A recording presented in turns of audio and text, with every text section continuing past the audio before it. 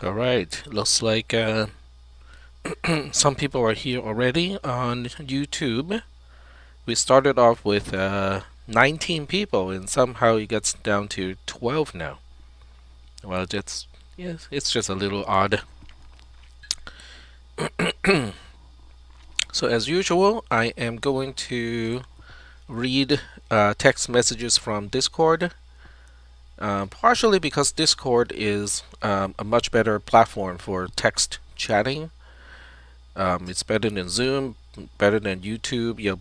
So that's what I'm going to use. And my Zoom client, for some reason, can only go for maybe about 40 minutes, and then it will just increase the CPU load to a point where it bogs down everything. So it's just not working for me. So no Zoom for me. Yeah, okay. So that's interesting. So I'm not the only one. I'm using Linux, by the way. So I just thought, maybe it has to do with the Linux client as opposed to the Windows client. I don't think I have that issue with the mobile version. So okay, so I'm not alone. Interesting, because most of the time I thought issues that I encounter are mine and mine alone because I'm using Linux as the operating system, and the clients may not be as well tested for a platform like Linux compared to Windows.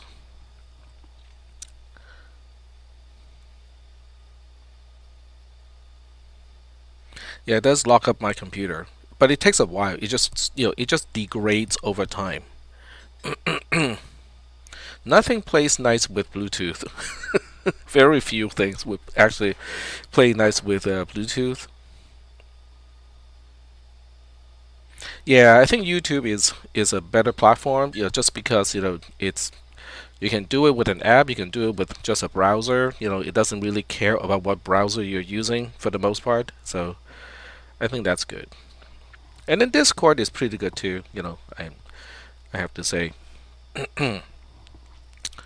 All right, we got about a minute and a half before we start, and let's see. I think we are streaming already, so that's good. Yep, I'm looking at myself through the stream interface. We have 13 people right now, and we have 25 playbacks, and the health of the stream is healthy. Very good. Okay, it's excellent. All right, so I'm going to close my streaming browser, just so that it doesn't take up any extra processing resources when it doesn't need to. Alrighty, so that's good. And I'm gonna change my browser screen so that the unnecessary portion is no longer visible. So this maximizes the area where I can just put class-related content.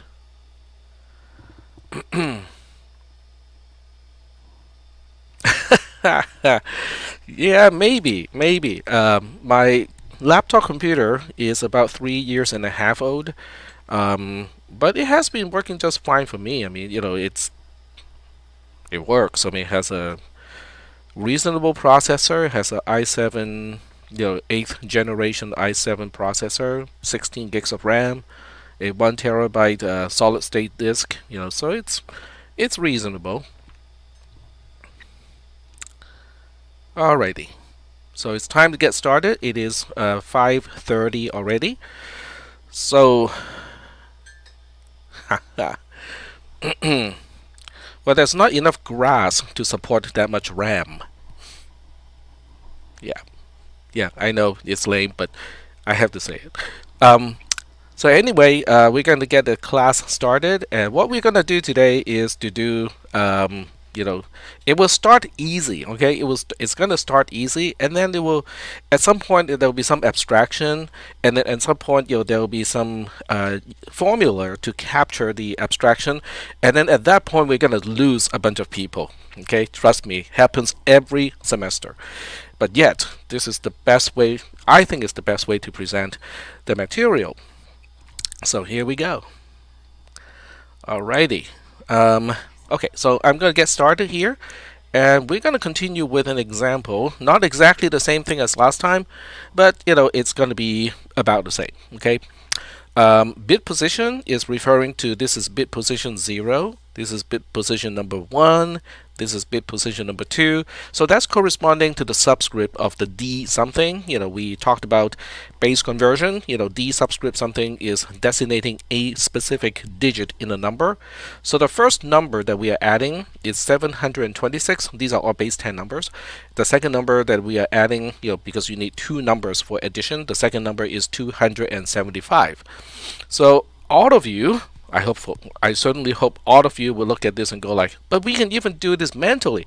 The answer is 1001. Okay, yes, that's the answer. The question is, how do we get there? Okay, because I'm going to use this journey in base 10 that we are very familiar with to capture some of the concepts that we need to understand for binary addition. And we also want to generalize some of these concepts into a way that is captured by formulae and equations, so that way we can apply that to any base that we want to apply it to. Okay, so that's what we're going to do today. And I'm not really sure how far we can go today, whether we can get to the carry look ahead adder. So maybe I need to do some kind of tweaking at the very end of the lecture, because one question of tonight's lab is going to relate to that. Alright, so let's go ahead and perform and actually do this particular addition.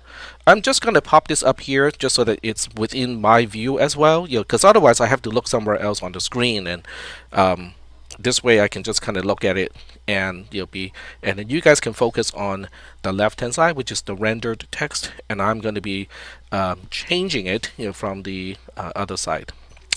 Alright, so this is really just base 10 addition. So the first question here is, if I add 6 and 5 together, what am I going to get? And a lot of people, including elementary school students, we're going to say, can say, oh, that's 11. Well, it is 11, but in this case, because we are trying to perform multi-digit addition, so we don't want to look at 11 as 11. We want to look at 11 as 1 with a carry of 1. So let me explain what the rows are. X, Y are basically just the two numbers that we are adding, and then Q is what I would call a single-digit sum between two single digits, and I'll explain that further later on using actual code. Okay, so don't worry too much about that for now. And then K in this case is carry. Now you might ask, but why don't you use C instead of K, because carry starts with a C. So the answer to that question is, I'm going to have a function to calculate what is the carry of a single digit addition. So that function starts with a C. So that's why when I come to the notation of all of these different rows in a spelled out addition, I'm going to call this row K. And then the last row, the bottom row, is called S for sum. So if you want to, and I can't remember why I chose the letter Q for the partial sum, but that's what it is. Alright, so let me go ahead and carry out the calculation. Chris has a question of, would K be blank if there's no carry or 0? So we will spell out the actual 0. So in this case, K0 is 0. Now the question is, how do I know this is K0? Because it's on the row of K, and it is at bit position 0. So this specific digit here is K0. That will make this one over here Q1, and it will make this one over here Y2, and so on. So I'm going to use the row combined with the bit position not bit position, but digit position, in order to designate a particular cell. And I'm going to fix my own mistake here. This is digit position because we are not getting to binary numbers yet. So it is just a digit, not a bit. A bit is a binary digit. That's the abbreviation, and that's why we call a bit, because it's a binary digit.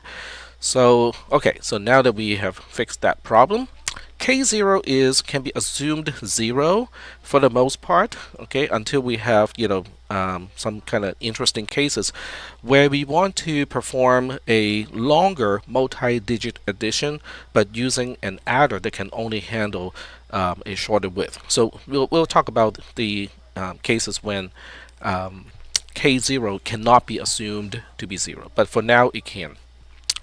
Okay, so what we have here is 6 plus 5 is a 1 with a carry of 1. So the partial sum, or the single digit sum, is going to go here, and then the carry is going to go here. So I'm going to make the changes here and also here. Do we have any questions at this point? Because I think it's really important that we understand what each row is trying to do.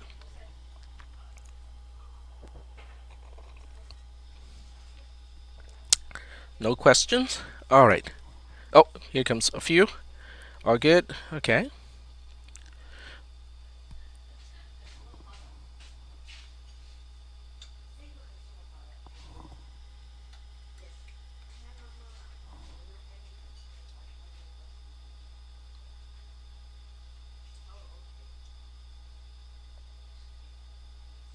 And just waiting for Chris to finish his typing, and then we'll proceed at that point.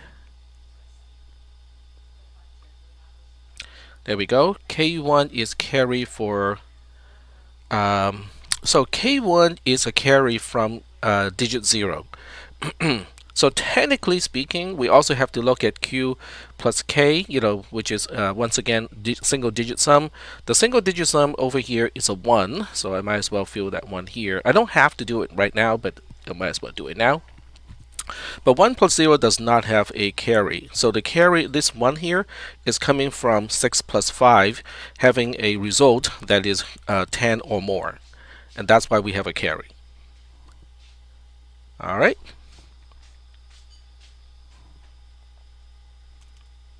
Yeah, this lag time of YouTube is, it's kind of problematic, but but all things considered, it's not a bad trade-off. So we're going to move on to 2 plus 7. 2 plus 7 by itself is just 9. So this 9 here, or Q1 being 9, is the single digit sum between 2 and 7. Oh, okay. All right, cool. So hopefully, we don't have a problem like that. I'm actually monitoring my own voice. In terms of the mic volume, it looks good to me. It feels pretty minimal. Okay, all right. So now we have an interesting situation, because 2 plus 7 is 9, which is perfectly okay because 9 is less than 10, so we don't have a carry of 1. On the other hand, when we add the 9 to the 1, this 1 here is the carry because we have 6 plus 5 in column 0. So 9 plus 1 is indeed 10, and we cannot represent the quantity of 10 using a single digit in base 10. So the single digit sum that we're going to put here is just 0, and then we say there's a carry of 1 to digit position 2. So let me just kind of pause here to make sure that everybody is okay with what I just wrote. It's basically the same thing that you usually go through when you're performing multi-digit addition. It's just that the carry usually is represented in a smaller font, kind of next to a column, and now I have a specific row for the carry, and that's about the only difference in terms of notations.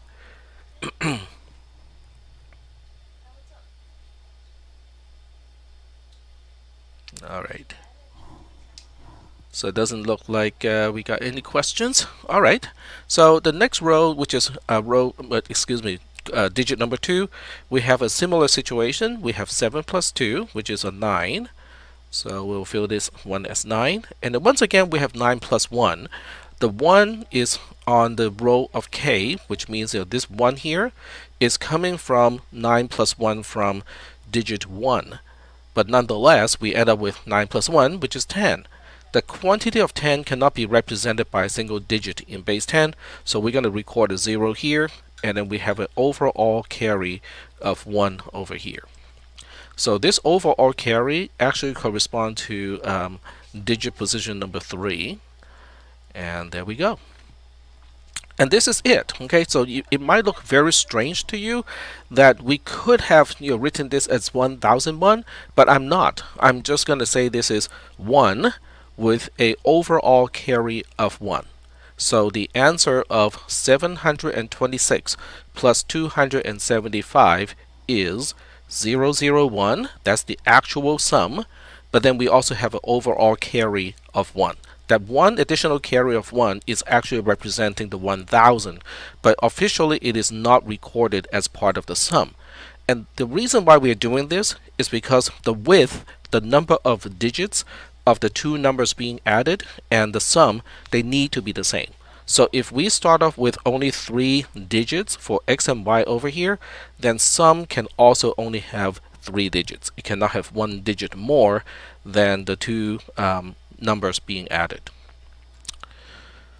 Alright, so I'm going to pause here and see if you guys have any questions.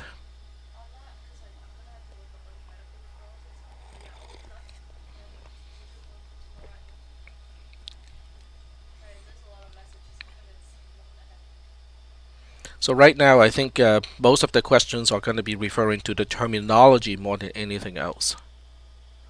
Okay, not a problem. So if we are asked what S3 is, the answer is we do not have a S3, because the XY only have 3 bits. They only have bit 0, 1, and 2, and as a result, sum, which is abbreviated as S here, only has 3 digits as well, which is digit 0, 1, and 2. So the answer to Chris's question is S3 does not exist. And this has to do with inside the computer. Once you have decided the data pathway is only X many bits, then you kind of have to have everything to only be able to store that many bits, because you cannot transmit more than that many bits between the components inside the processor. So K is interesting. Okay, so that's a very, very good question. So let me repeat the question. Would the K row be considered part of the solution? The answer is yes, okay, but not the entire row. Only K3 is considered a part of the solution on its own. So let me just kind of emphasize that. So this one here, which is italicized, is a part of the answer, and I'm going to italicize all of the answer bits. So that's 0, this 0, and also this 1. They are all a part of the answer. All the rest of the bits are only, the rest of the digits are only here because we need to carry out the calculation. But once we're done with the calculation, only the italicized digits remain as quote unquote the result of the operation. But you can also see how the sum is broken up into 2 parts, because it's broken up into the part on the row of S, and then that one little extra piece, that one extra digit, is K3, and it is kind of on its own, floating in outer space. Okay, so right now we'll just kind of think that it's floating out in outer space, but then later on, and I'm gonna say, when later on it's going to be about week 9 or 10. By that time, we'll start to understand, how to make use of that one extra bit that is floating in outer space. But for now, we're just going to say we are chopping what we usually consider as the sum into 2 parts, which is all of the digits except for the digit, the most significant digit that is beyond the width of x and y. All right. So given this is how I am going to represent your calculation, multi-digit calculation from here on.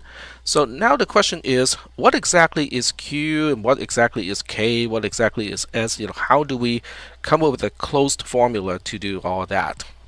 So for that purpose, I'm going to define a few terms.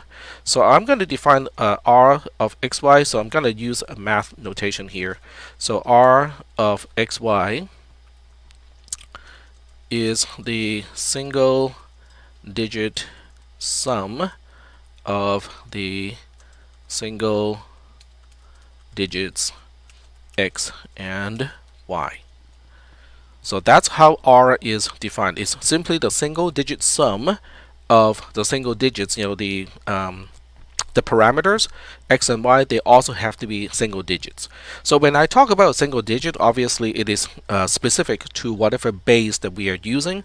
So when we're talking about base 10, then the single digit can go from 0 to 9.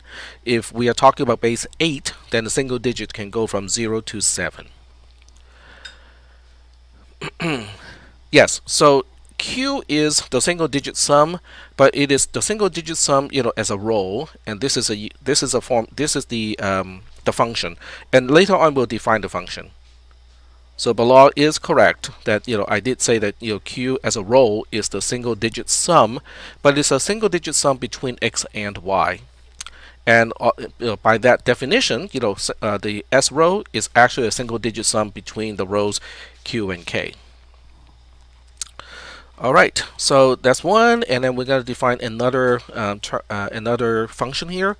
So the other function is cxy, and this is why I did not use the letter C for the row that represents all the carry bits. So cxy is the carry of the addition of single digits x and y. Alright, so when we add x and y, if x plus y, if the sum of x and y is greater than or equal to the base, whatever base we are assuming, then the carry is going to be a 1. Otherwise, the carry is going to be a 0. Alright, so just to check whether you guys understand what I'm talking about here, so I'm going to say assuming we are using base 10. I'm going to ask you to figure this out. What is R67? R of 6, 7, the single digit sum between 6 and 7 in base 10 is going to be what? Exactly. Okay, so you guys are all correct. The answer is 3. What about C of 6, 7? What is the carry in base 10 when we add 6 and 7 together? Yep, so all the ones are correct. Yep, exactly. Okay, good job. Very good. So I think you guys are getting the idea, just to make sure that we are indeed getting the idea. So I'm just going to get you one more example. What about R of 2, 3? The single digit sum when we add 2 and 3 together. Yep, 5 is the right answer. And what about the C of 2, 3?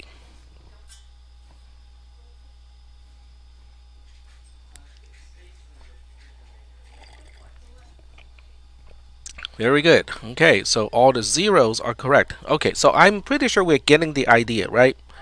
Excellent. All right, so now what we're going to do next is to generalize. Okay, so whenever I try to generalize something, that's when I start to lose people, because generalization is a form of abstraction. I'm losing details. I'm trying to say, so in general, how do we do blah blah blah blah? Okay, and that's a that's basically a step that is kind of difficult for some people to follow.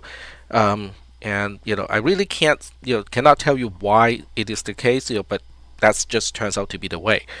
Alright, so if I want to do a function, if I want to write a function, so I'm going to write a C function here, and I'm going to say unsigned, because obviously since we're dealing with addition and we're dealing with single digit stuff, there's no way we can generate anything that is negative. So I'm going to say unsigned R, the single digit x, unsigned x, and an unsigned y. So if I want to do something like this, okay, so for now, don't worry about the base, okay, so we can make the assumption that we are dealing with base 10. So now the question is, how am I going to compute the return value of R as a C function? So what am I going to return here?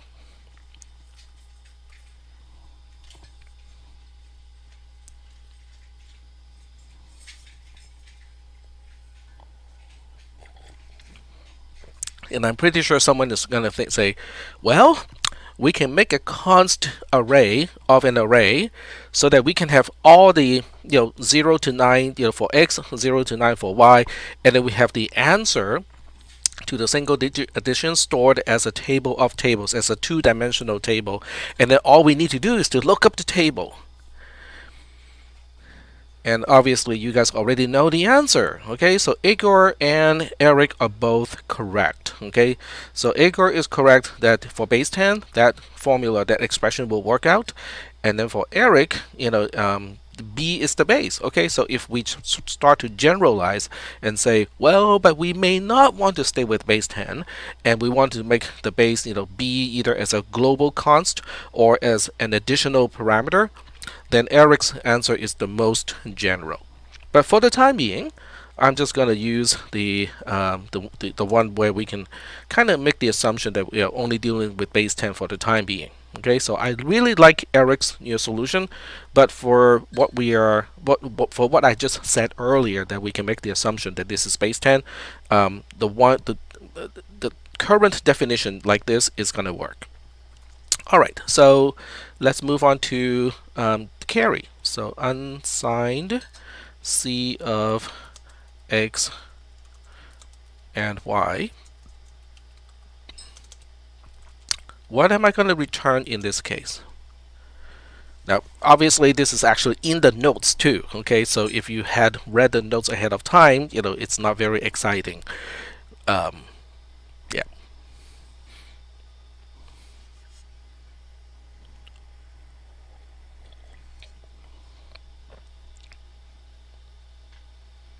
There are several ways to express this. It all depends on how you look at it.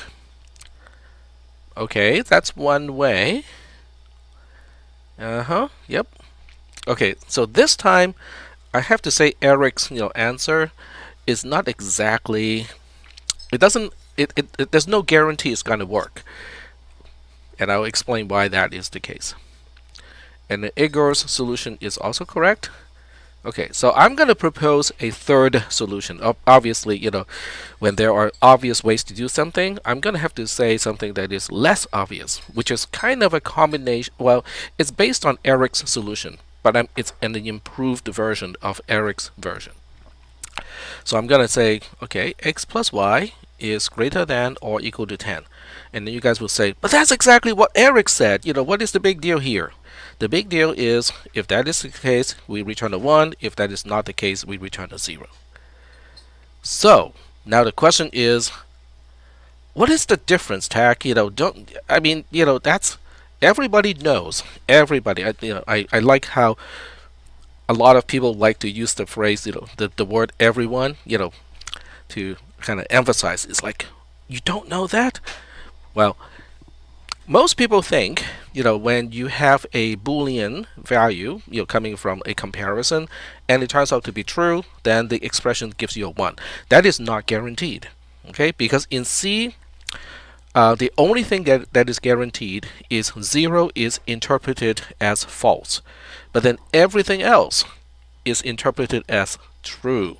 So that means when an expression is true, it can return 1, it can return 2, it can return 3, and so on. It can also be the case where sometimes it returns a 1, sometimes it returns 67, sometimes it returns 31. They are all fine because the definition is anything that is non-zero is true. So if I want to make sure that the answer is indeed between 0 and 1, I need to make sure, and in this case I'm using the ternary expression to make sure that if the first expression of the ternary expression is true, then it returns a 1. Yep, so Eric Brown is correct. Yep. And then Bernard said, I know that in C you can use false as an int without casting. I'm not sure. I don't think false is actually defined in C. It may be defined in maybe a later version of C, but in earlier versions of C there are no Boolean types, and also the true and false do not have special meanings. They are not reserved words in C.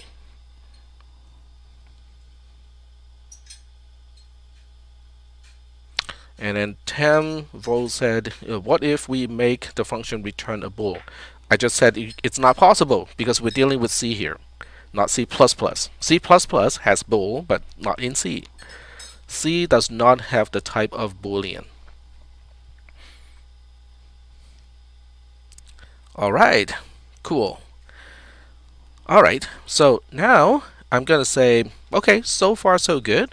So now the question is, given the way we are defining R and C as functions, let's go ahead and find out how the Q bits, the K bits, and also the sum bits are defined. So we'll start with the easy one, okay? Because somebody already pointed out that the Q bits are related to the single-digit sum between the x and the y.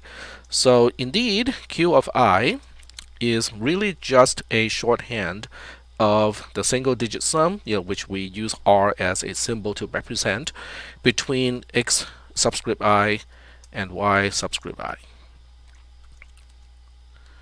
Okay, so when you look at this part here, this is how Q of I is defined. That's how we calculate the Q bits.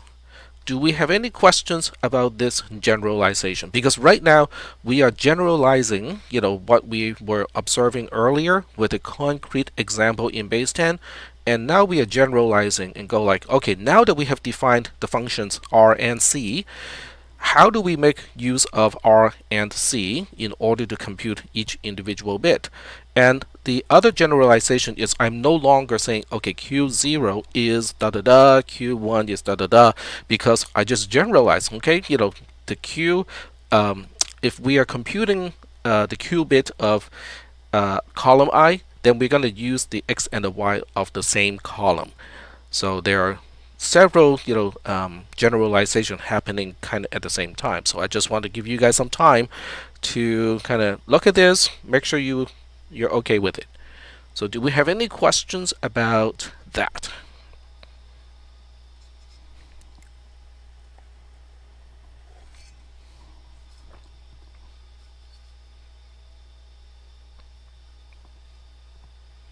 All right, I'm not seeing anything from the text channel, so I'm gonna assume it is okay. All right. So if this is okay, then the next question is, what about the K bit, right? What about the carry bits? Now that is a little bit more complicated. So when we look at the K bits, this particular K bit, K1, is a 1, but it's because, x0, y0 add up to be greater than or equal to 10. On the other hand, this K bit of 1, I should name it exactly. This is K2. So K2 is a 1, but that's because when we add Q1 and K1 together, that single-digit sum, that sum is greater than or equal to 10, and as a result, the single-digit sum is a 0, and that's also why K2 is a 1. So this is a little bit more complicated now, because we kind of looking at these examples, we can see that there are two ways to make a carry bit a 1. It can be because of the addition between the x and the y digits. It can also be because of the addition between the q and the k digits of the same column. So how are we going to finish this one? So let me go ahead and start with what we kind of know already. So I'm going to say k of I plus 1, okay, somehow has something to do with, okay, I'm making a new row. So somehow this has to do with the carry of xi, yi, and it also has something to do with the carry of qi, ki. The question is, the big question is what goes here. How do we relate the carry of xi, yi and the carry of qi, ki in order to answer the question of what is ki plus 1? I being from 0 to y, I being from 0 to 2 in our example. So I will let you guys think about this a little bit, okay? What should go in this place? What operator do we use to relate the two potential carry results so that we can come up with a single digit, for k of I plus 1. And you can refer to the earlier example and see if you can kind of get an idea of how this is supposed to go.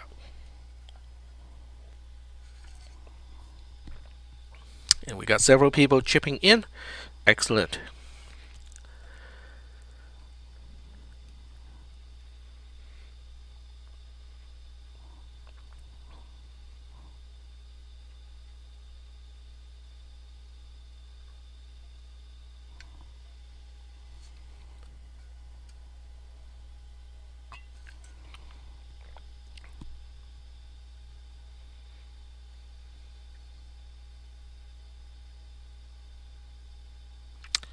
All right. Okay, so we got a few answers. So Miles suggested that we should add, and then a few people suggested that we should or. One person said we should do an and. All right, so let's think about all of these and see which one fits into. Oh, okay, that's a correction. It is not an and, it's an or. Okay, very good.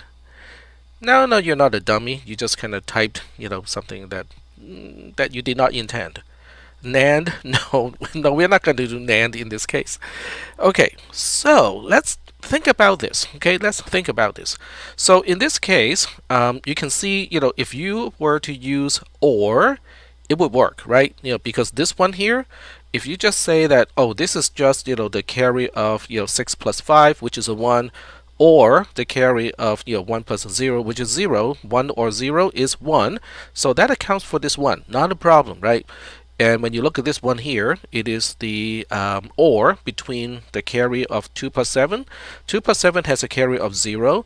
Or it is the carry between the 9 and the 1. The carry between 9 and 1 is a 1. So this time we have 0 or 1, which is also a 1.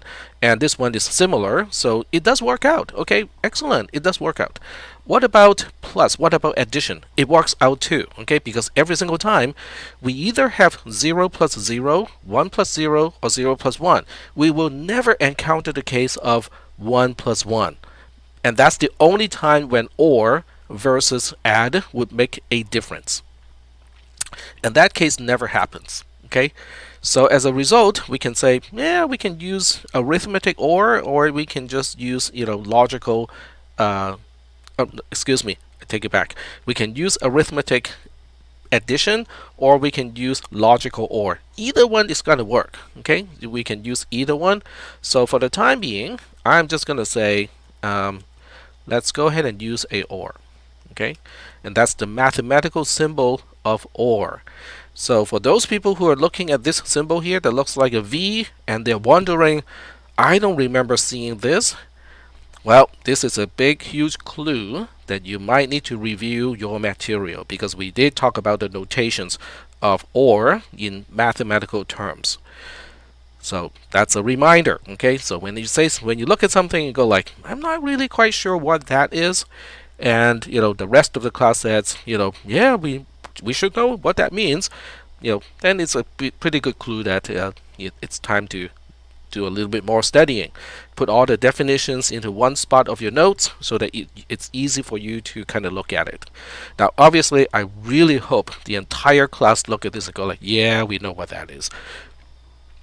All right, so does anyone want me to explain why we cannot have a 1 and a 1? Because, if that case doesn't happen, then whether we use addition or whether we use a logical or doesn't make a difference because, the case when C of X I Y I and the C of Q I K I are both ones would never happen. So does anyone want to kind of look into that? Because, because tech claims that case would never happen.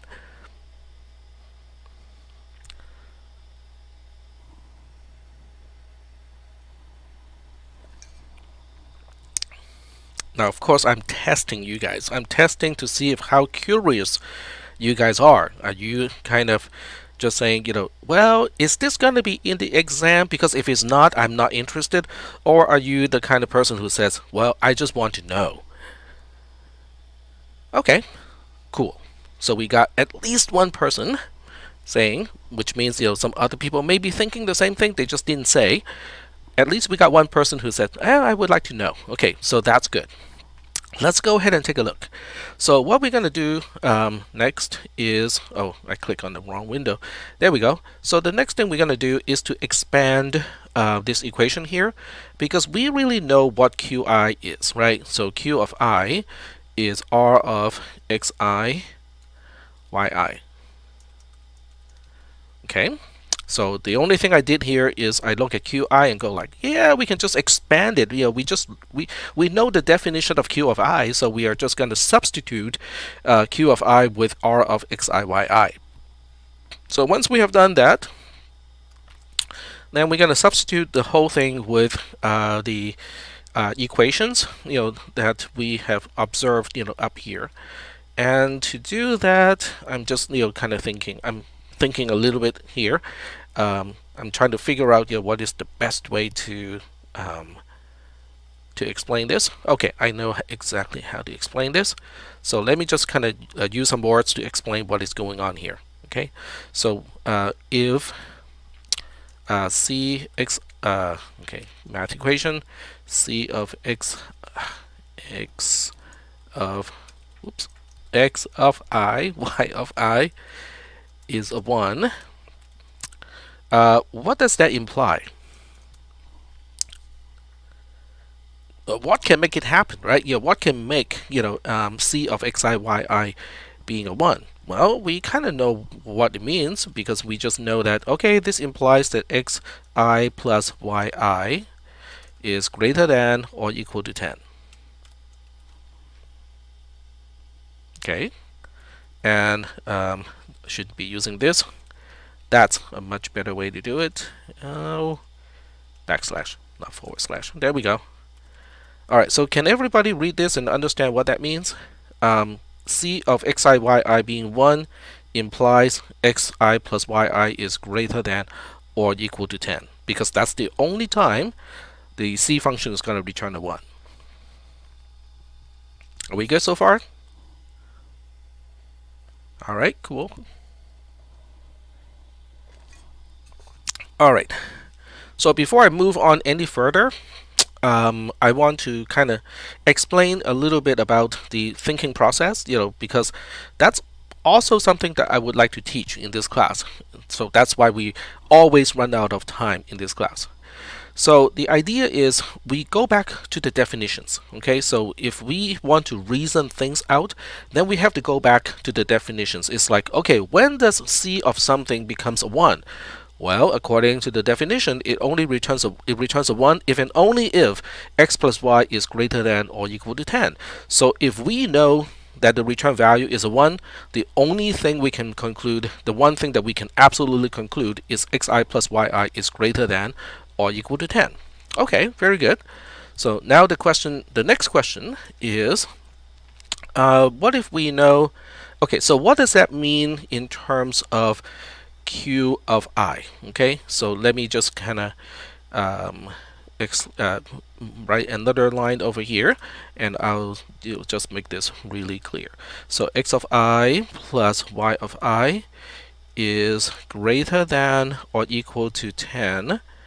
And what does that imply in return?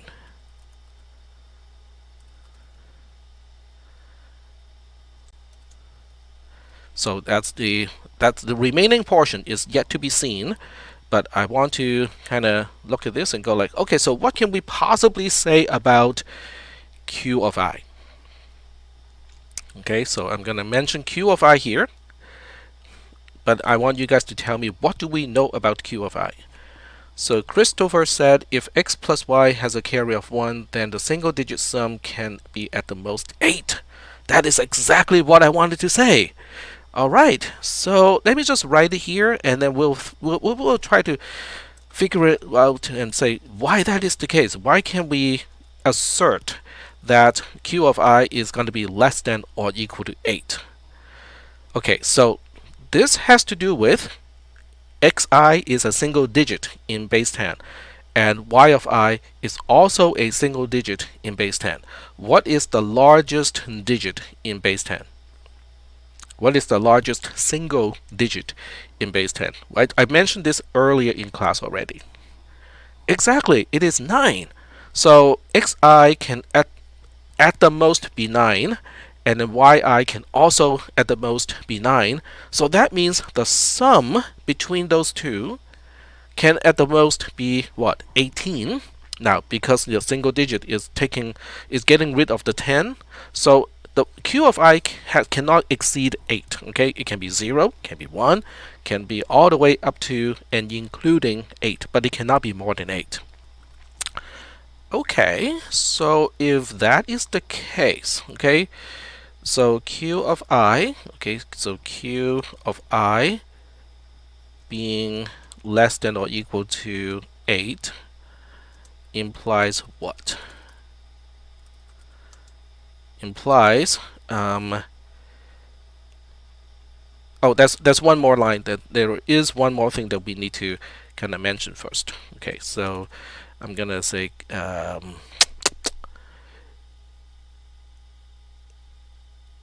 right. Okay, so k of I. Okay, so k of I is 0 or 1. Okay, let me do the formatting correctly. It's 0 or 1. Okay, so do we have any questions about why k of I can only be a 0 or 1? I mean, tech claims that is the case, right? The question is, are we really sure about that? I mean, can we prove that k of I can only be a 0 or 1? It cannot be 2? Because otherwise, if we cannot establish that k of I can only be 0 or 1, then we can no longer continue this argument. So now the question is, how do I make sure that k of I is 0 or 1?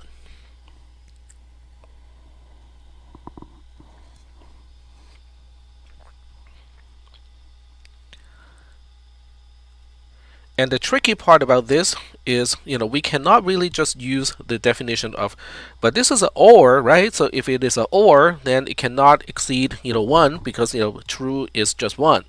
So in order to answer the question, we have to basically not make the assumption that we're dealing with 0 versus 1 here.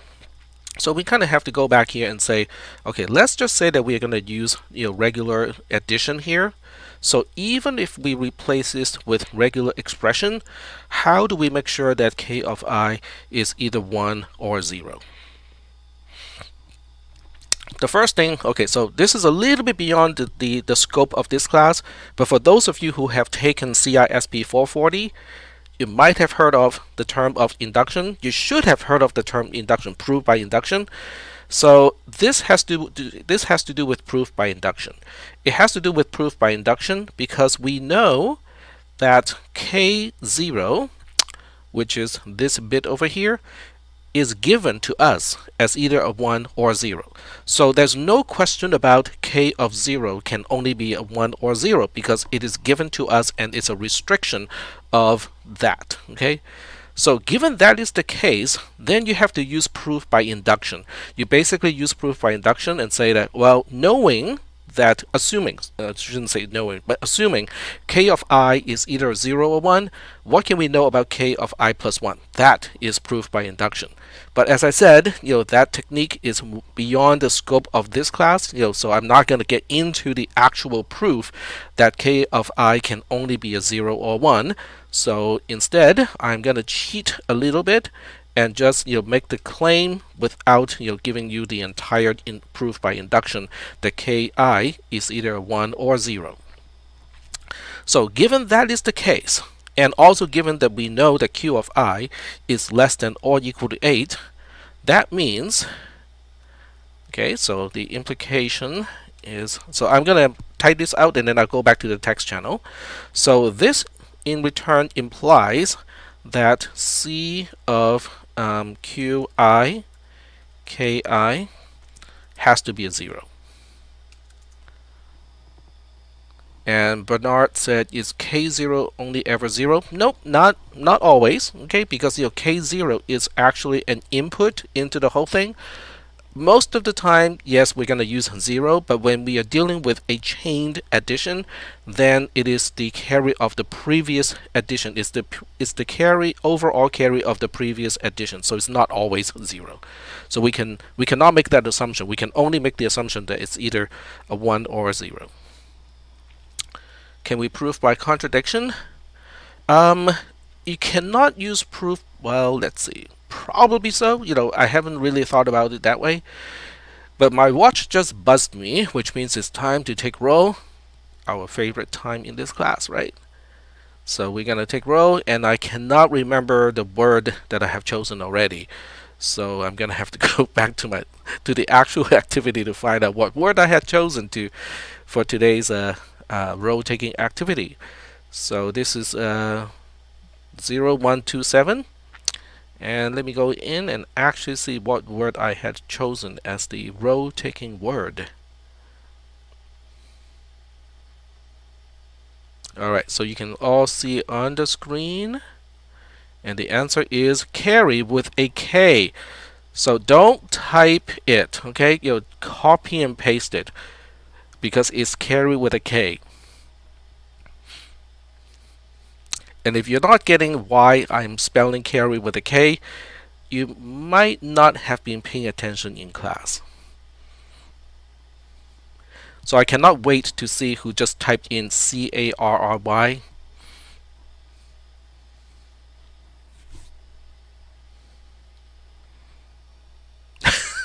There was that too.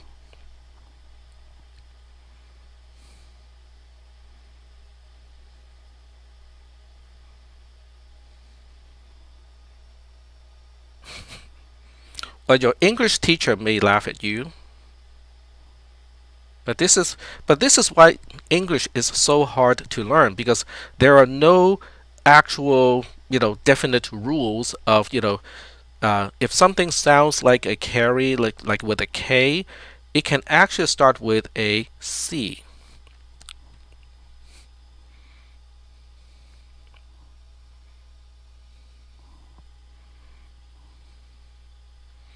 Alright, so I'm pretty sure most of you are done with the roll taking activity already.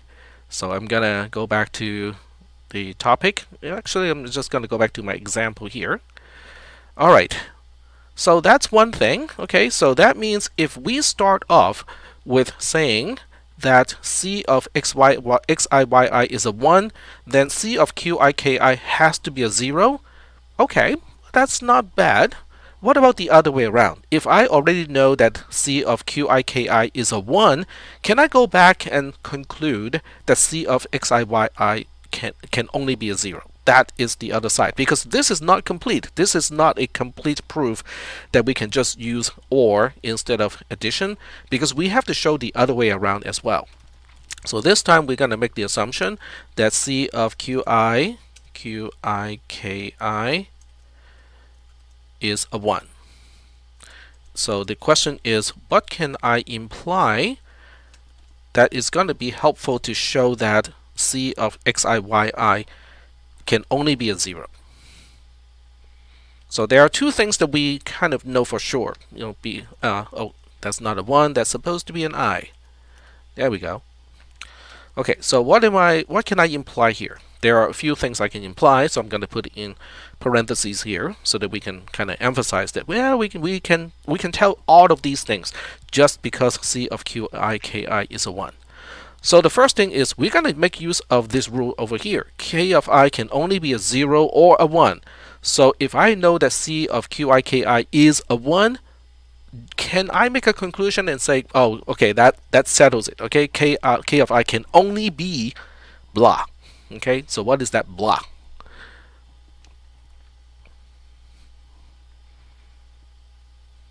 So in other words, I want to first lock down what is K of I. K of I can only be what? Now you have to remember that every Q of I is a single digit and K of I is a single digit. So exactly. So Honghu is correct. Okay, so we know for certain that K of I can only be a 1. Alright. So if k of I is a 1, what can I conclude about q of I?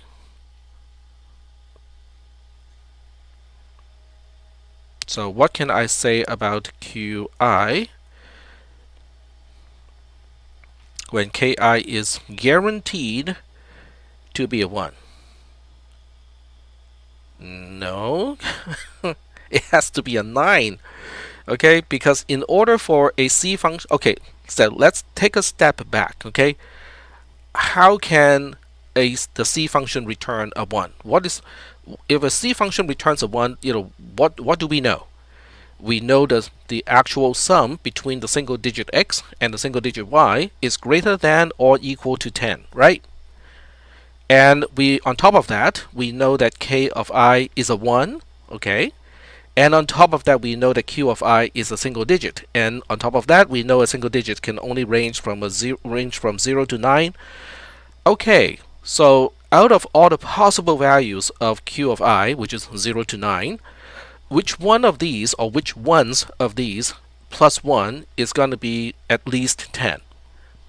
That's what we're asking, right? So the answer is, oh, okay, can only be 9, because if q of I was 8, 8 plus 1 is 9, and 8 plus 1 being 9 is not going to trigger the carry function to give us a 1. So it has to equal to 9. Okay? Alright, so, okay, fine. Okay, we say this has to be 9. So what, right? So what if q of I, has to be 9?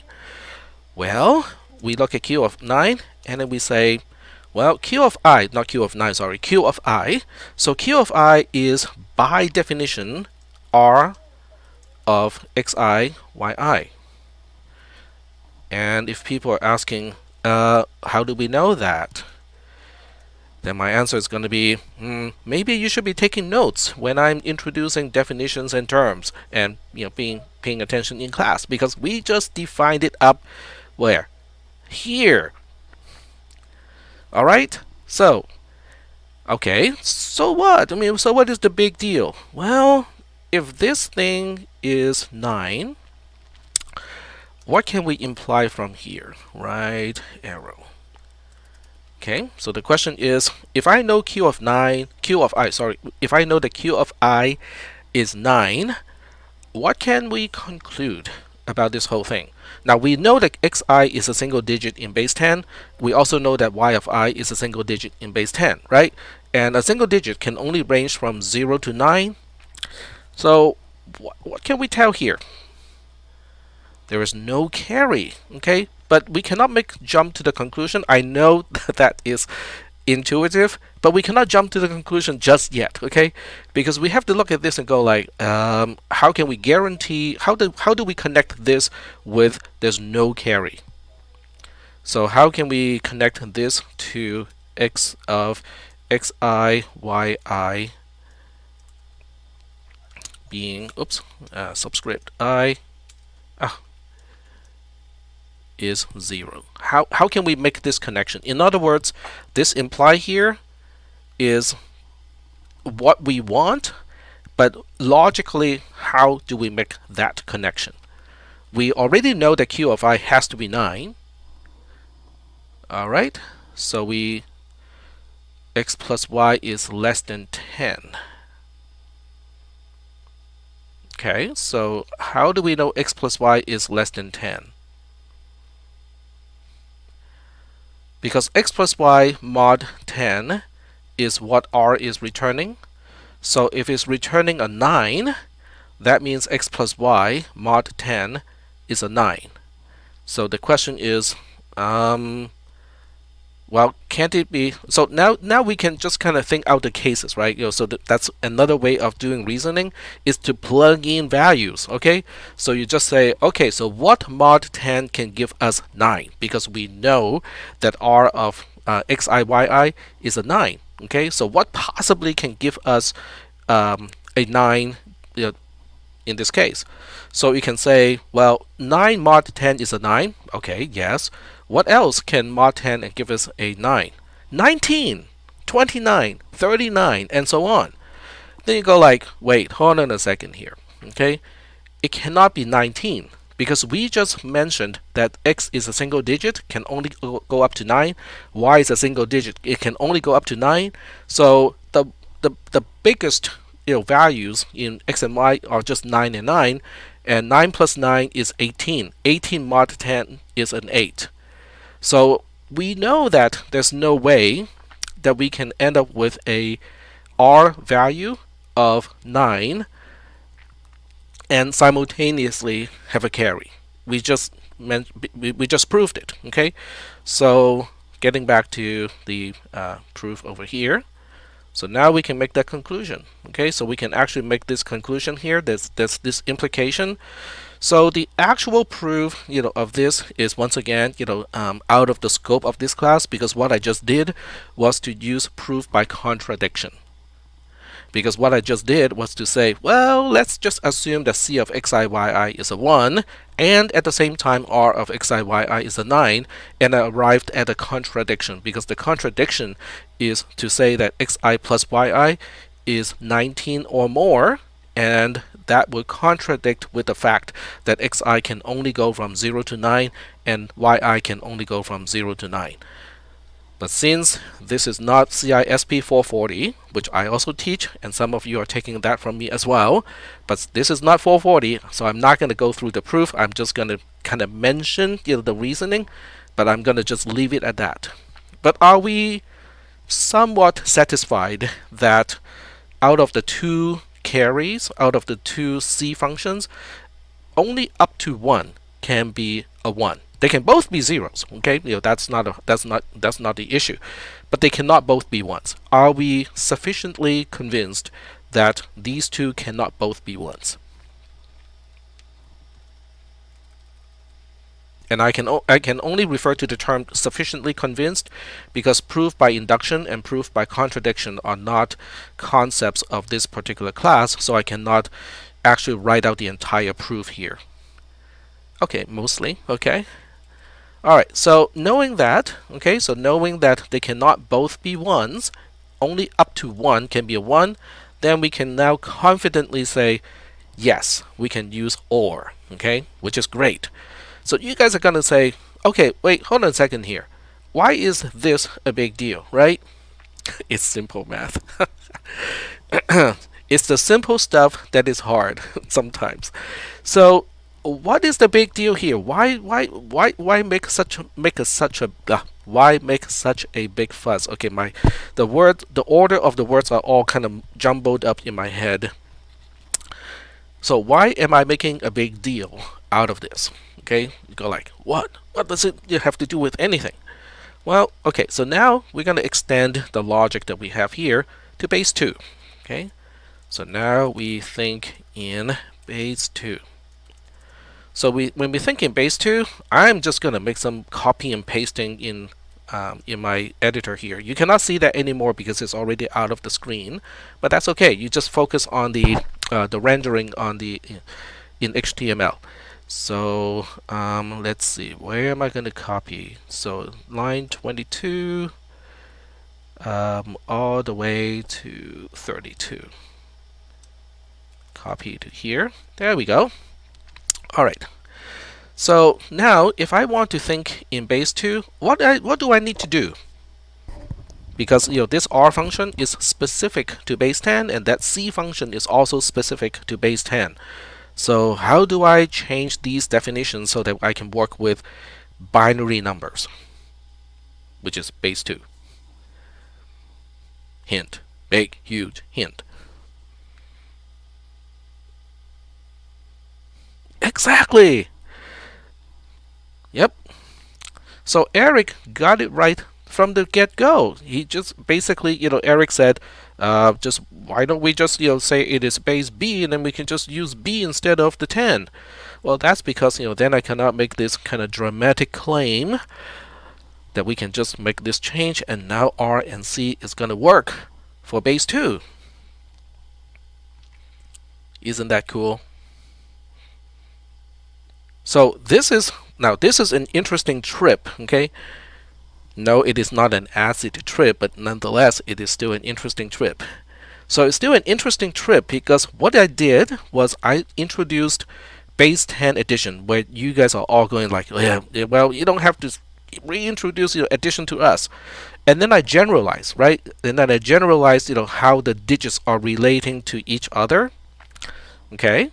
And then I generalize by, saying, okay, let's make two functions. Okay, let's make a function R and let's make a function C, so that we can utilize those functions so that we can actually compute the individual digits in base 10. Okay, all in base 10 at this point in time.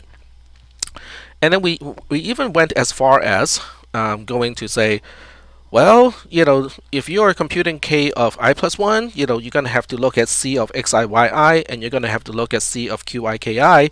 But out of the two c application of c functions, only up to 1 can be a 1, and as a result, we don't really need to use an arithmetic addition. We can just use a logical OR. It's going to give us the right answer because they cannot both be 1s. So that's what we have concluded up to this point here. Okay, so the proof technique that we have just used is going to work with other bases as well. Okay, you just have to change this to b minus 1, your base minus 1, and then you have to change this one to b minus 2, which is base minus 2.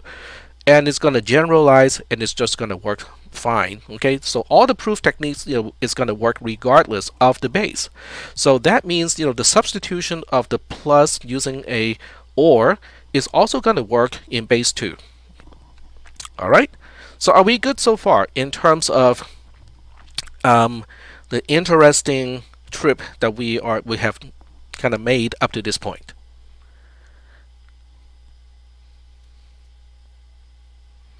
Because it's going to get better at this point.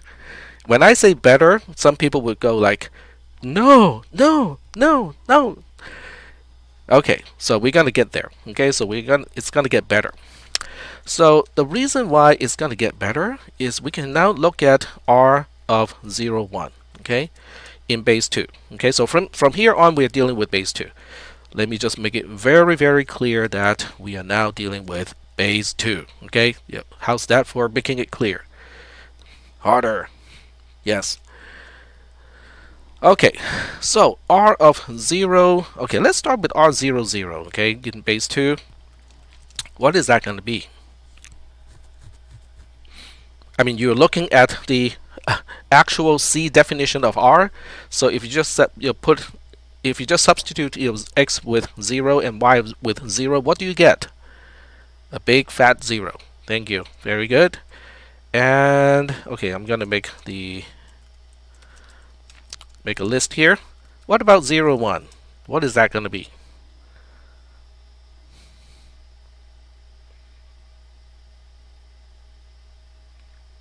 Yep. Okay, very good. Okay, since addition is commutative, this one is super duper easy. And the only one that is even interesting to us is this one here. What about R of 1, 1?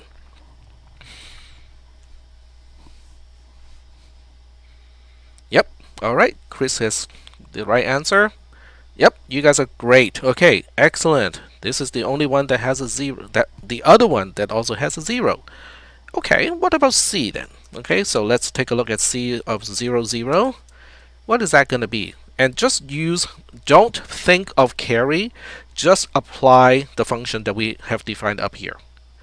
Okay, so that's 0. Yeah, that's pretty easy, right? 0 plus 0 is greater than equal to 2? No, I don't think so, right? What about C of 0, 1? Okay.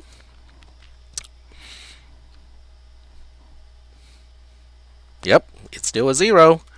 And since addition is commutative, this one is also going to be a 0. And what about this one? C of 1, 1.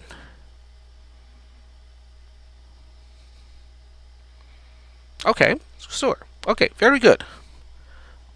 Very, very good. Excellent. So now I'm going to say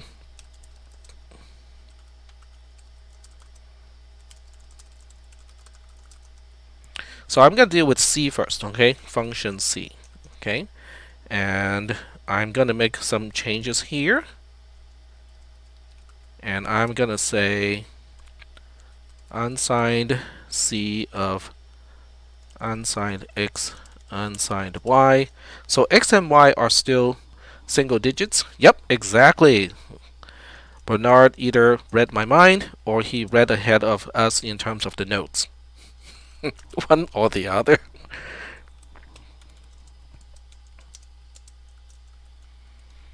There we go. Well, I mean, you got a portion of it. Okay, so but does that make sense to you that we don't need to rely on addition and comparison anymore? We just say, oh, let's just do a logical or a logical AND in this case, and just to make sure that we are returning a value of either 1 or 0, so we use a ternary expression just to make sure that it is 1 to represent true and not any other non-zero value. That's the only reason why I have a ternary expression here. But are we doing okay so far? Exactly. It's the truth table. Okay, the table of the C function is identical to the truth table of conjunction, and that's why we can do something like this. Okay, so now we kind of want to ask the question: so what? I mean, what is the big deal here? So what I want you guys to think about: what is the big deal here? And I want you to kind of think all the way back to the first class. Okay, so what did we talk about in the first class? We talked about transistors, something about n-type, p-type, and we used 2 of those and 2 of those to make a NAND gate. And then we use NAND gates to... Oh, we can use NAND gates to make conjunction, a regular AND, right? So what we have done up to this point is to say, oh, guess what? In base 2, the carry thing, we can do it in logic gates. And because we can do it in logic gates, we can translate everything down to, guess what? Transistors. We can make it real, okay? We can make it happen.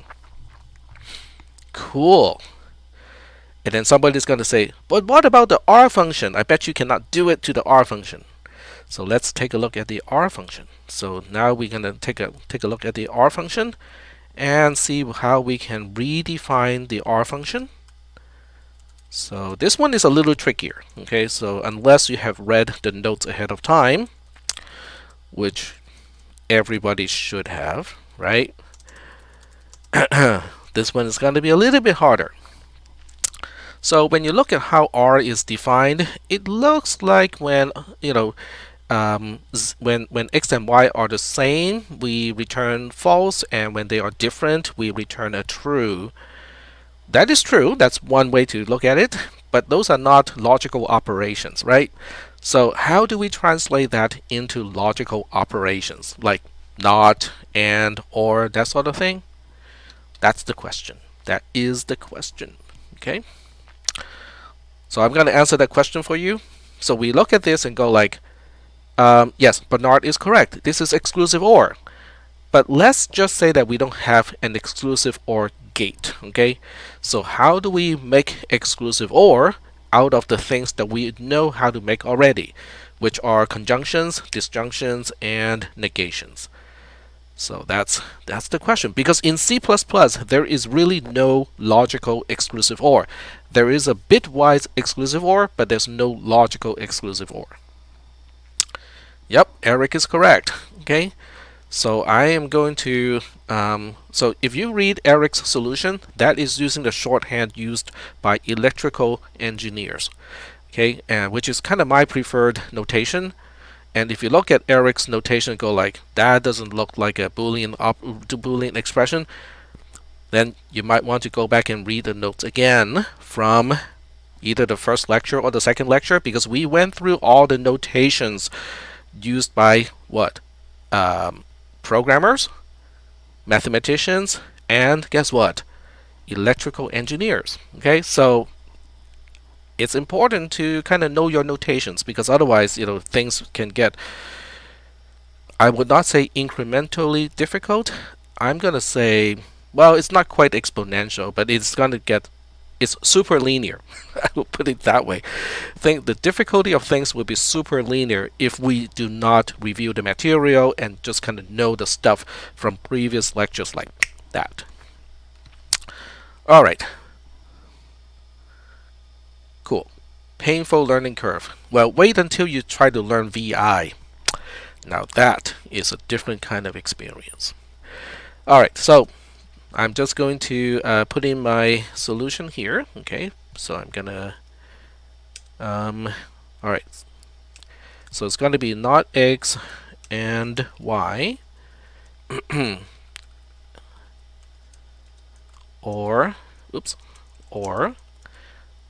x and not y, and just as usual, because it is a Boolean expression, but it doesn't guarantee that it's either 1 or 0, I'm just going to give it a extra thing to make sure that the return value of r remains either as a 1 or 0.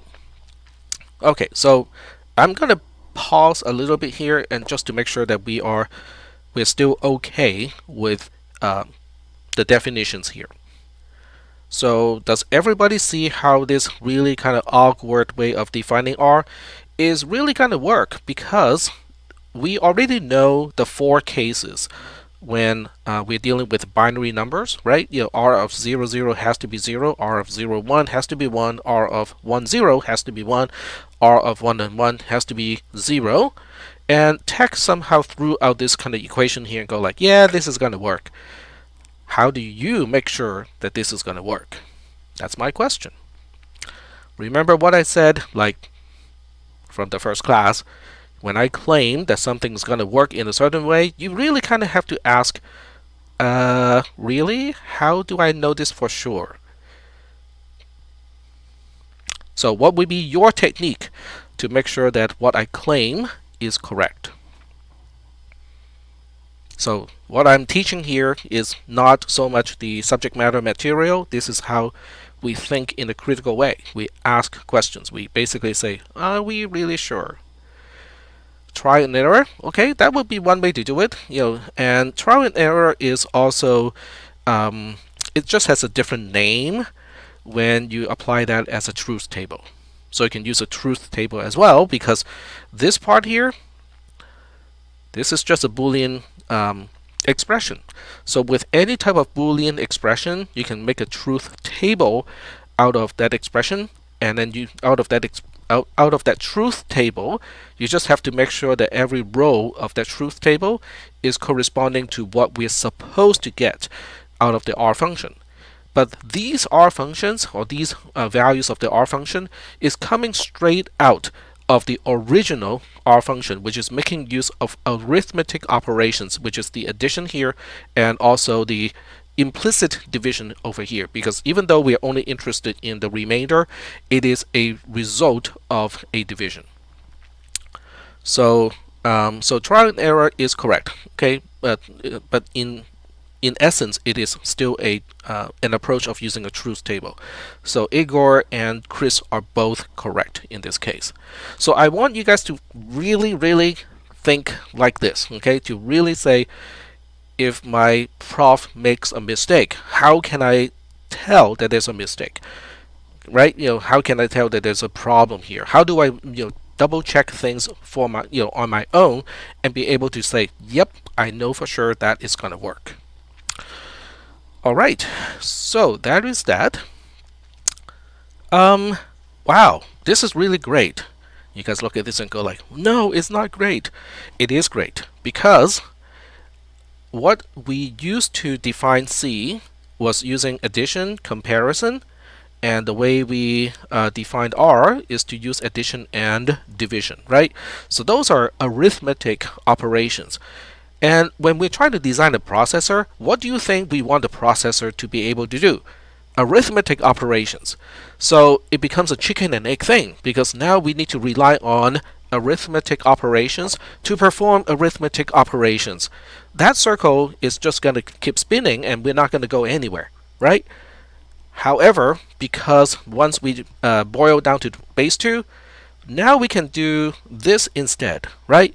So what is the significance of that transition from using arithmetic operations to only be using logical operations? What is the significance of this particular step? Because when I teach something, I don't want to just teach the knowledge itself. I want you to think about the rationale. Why are we doing this? What is this buying us?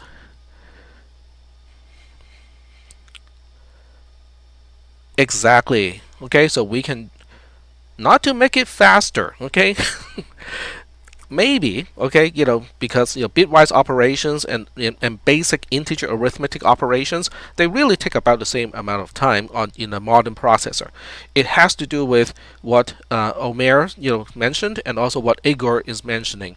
We can now do everything using logic gates, right? Because we see this AND here as a logical operator, but that means we can also use an AND gate to do the same thing. AND gate over here, OR gate over here, NOT gate over here. And even though it may not be the best way to use transistors, we also know that we can implement logical AND using NAND, which translates to 2p 2n transistors. We know the same thing about OR. We know the same thing about negation.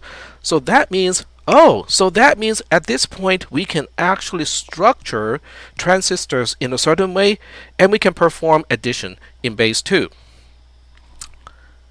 I think this is a great thing to realize, okay? Because now we go like, oh, so all of those arithmetic things that we are supposed to do, using a computer processor, we know how to do it now. Okay, we know how to use transistors. Okay, if you don't mind doing a whole bunch of tedious stuff, you can now make a big, huge, circuit board, made out of a lot of N-type and P-type transistors, and you can say, see, I can now enter a number in base 2, another number in base 2, and here comes the answer. I can get the sum out of those two numbers. The circuit can do it. Now, I'm not sure about you. I have been teaching this class for 10 plus years, and every time I get to this point, it's like, wow, this is really cool. Yeah, okay, so if you guys don't share the enthusiasm, that's fine, but I just feel kind of like this is cool. All right, so the next question, okay, so I didn't quite get to what you need for the last question, so I'm gonna have to kind of cut that question out of the quiz before I kind of give you the quiz. But there's one more thing, okay? There's one more thing that is kind of important. Yes, so Max is right. We can make a calculator out of transistors, okay? Now we actually get to one of the kind of most interesting components inside the processor. But then I have another question here. This is only going to work with binary numbers. What about other numbers? Okay, how is this going to help me to figure out something like the result of an addition? Because I'm only using base 10. This is only going to work in base 2, so it's not going to work for me, right?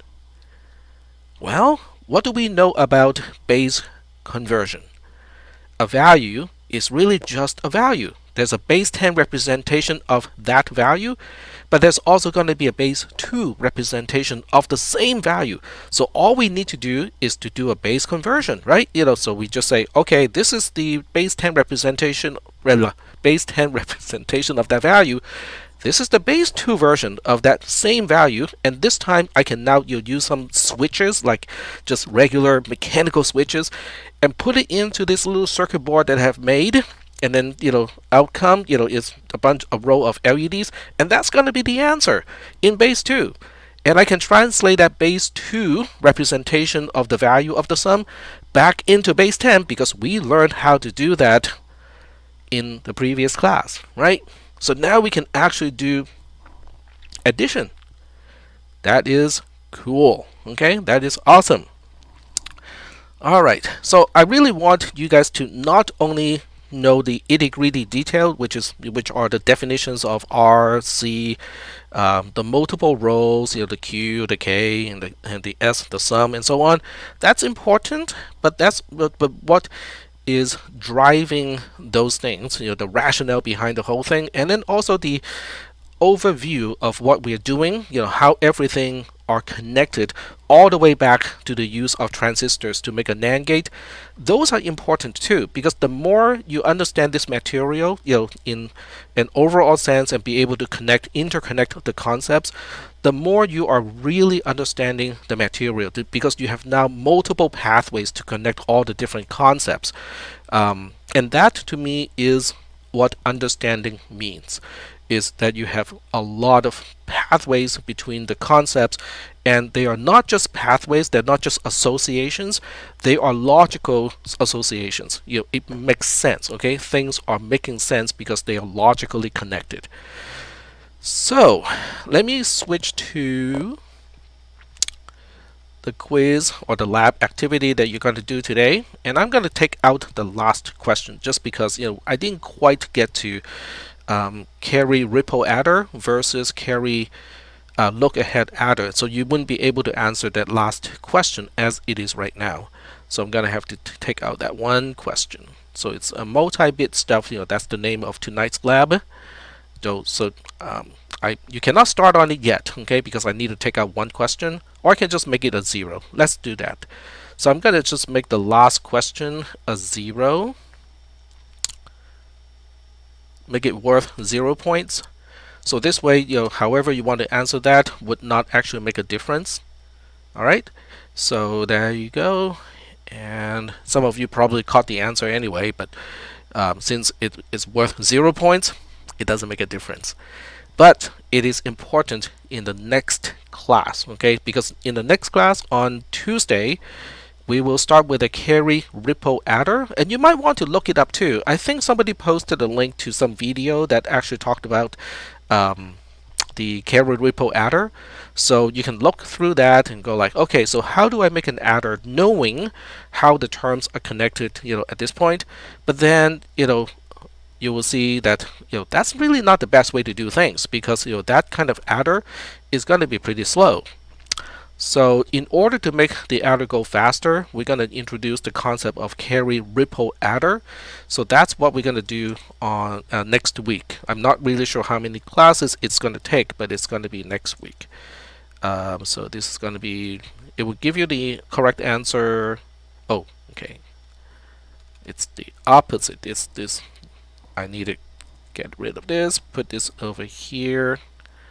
And the access code is multi, and we have until 9:50 to get this done. So I'm gonna put the access key in the text channel. It is just multi, and I'm going to count how many people would be asking. So what is the access code of tonight's lab? Yeah. All right. So save and publish. You guys can get started now. There we go. All right. So I am going to go off and get something to drink, and then I'll be back to answer questions. The access code is in the text channel already. And I took out the last question, so even though you might say, I'm not really sure what this question is asking, the last question is worth 0 points. So it doesn't matter that you get it wrong, it's not going to impact your actual score for the lab activity. So before I turn off my YouTube live stream, are there any questions?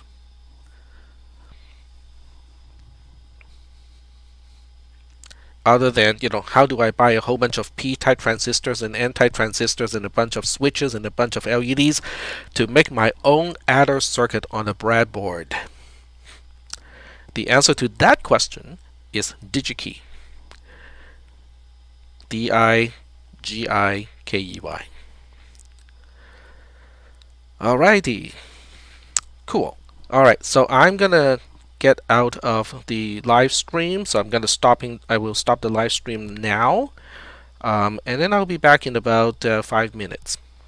Alright, see you guys in about 5 minutes, and if I don't see you, okay, have a nice weekend, and don't forget to review the material, because I have pointed out several times in today's lecture that it is important to review the material.